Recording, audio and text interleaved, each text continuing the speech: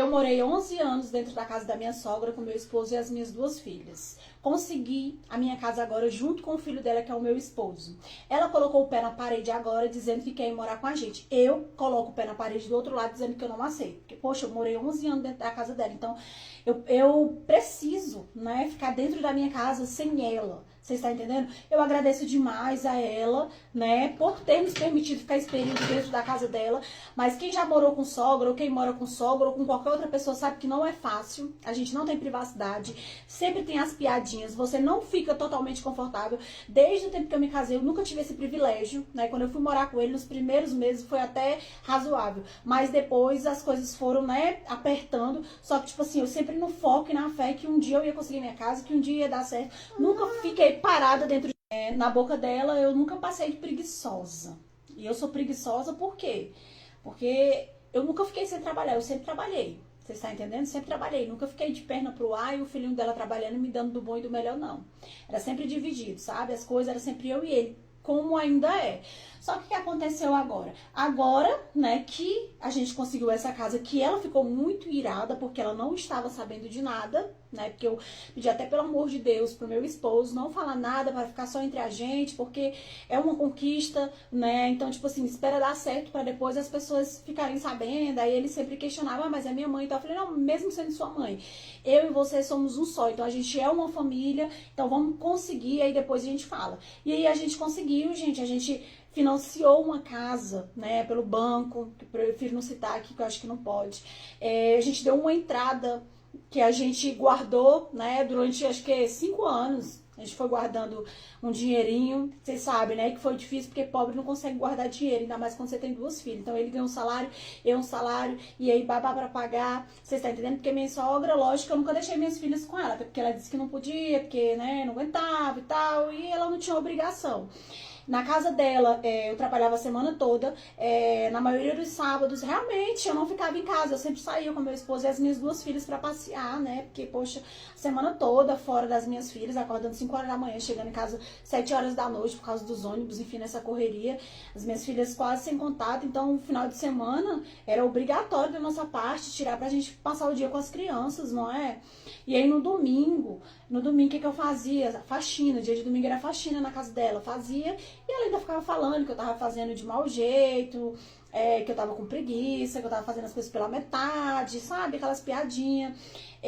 Eu sempre pegava muita briga com meu esposo por conta disso, implorava pra ele, pra gente poder mudar, pra gente poder morar de aluguel, nem que fosse morar debaixo da ponte, mas eu não tava suportando e tal. Mas eu sempre fui forte ali pra eu poder não me separar, entendeu? Pra eu não me separar. Então, no momento que eu tava dentro da casa dela, aguentei todo tipo de humilhação que vocês não imaginam na vida, eu não me separei. E agora que a gente conquistou a nossa casa, né? Porque a gente conquistou, por mais que tenha lá não sei quantos anos pra gente pagar, mas o mais importante é a entrada, o nome deu certo, então é entrar pra dentro, continuar trabalhando, pagar a nossa casinha e ser feliz com as nossas filhas lá dentro. Ela pode ir? Pode, sempre que quiser, né? Nunca que eu vou proibir a ida dela dentro da minha casa, mas eu só não quero que ela mora comigo. E é isso aí, ela tá, né, me chamando de egoísta, falando pro filho dela que é só pra ele ver como é que eu sou, entendeu? Que eu sou egoísta, que ele não tem que morar comigo, que isso, que aquilo, e um tantão de coisas na mente dele. E ao invés dele ver as coisas da forma que tem que ver, ele tá indo pela cabeça dela. Aí ele colocou o pé na parede, gente. Aí ele falou assim, não, é o seguinte, se a minha mãe não, se você não permitir a minha mãe vir morar com a gente aqui, na nossa casa, eu vou me separar de você. E eu falei assim, então é o seguinte, foi insuficiente todo o esforço que eu fiz durante... Eu me emocionei aqui, gente. Então, tipo assim, durante o período que eu morei na casa dela, o sofrimento foi suficiente, de nada adiantou, né? Porque eu aguentei tudo aquilo no foco de as coisas darem certo como estão dando agora, pra nada. Pra quando chegar esse momento aqui, ele simplesmente olhar pra mim e falar, ela tem que vir morar, porque se ela não vier morar, a gente vai separar, porque entre você e a minha mãe, eu prefiro a minha mãe.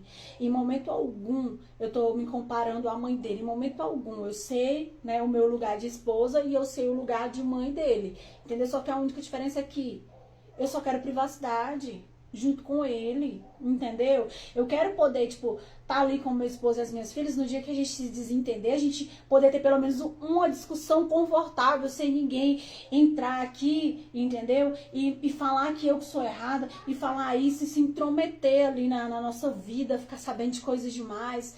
né? Eu poder ficar com ele, namorar com ele na sala, namorar no quarto, entendeu? Eu tenho essa vontade porque eu não tive esse privilégio, nunca tive, porque desde o tempo que eu morei com ele é sempre lá dentro da casa dela. Então, nosso cantinho lá era só dentro do quarto e ponto, privacidade zero, nunca pude ficar, né, de nenhuma peça íntima dentro de casa, sabe? Ficar lá confortável nunca, porque eu tava dentro da casa dela. E aí eu levo ela pra lá de novo, e qual vai ser a diferença? Aí ele fala, a diferença vai ser que agora a casa é nossa. Eu falei, mas não importa, não é sobre a casa ser nossa, é sobre a minha privacidade.